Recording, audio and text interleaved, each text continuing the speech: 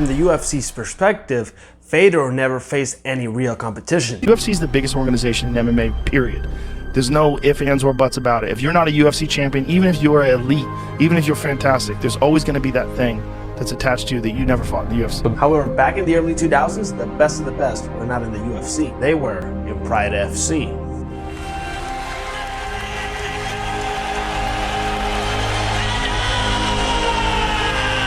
Out of his 13 opponents in Pride, 9 were former or future UFC fighters. Amongst them, Antonio Rodrigo Nogueira, who became a UFC champion after Fedor beat him. Former UFC champion Mark Coleman, who fought in the UFC before and after facing Fedor. Fedor beat him twice. Former UFC champ Kevin Randleman.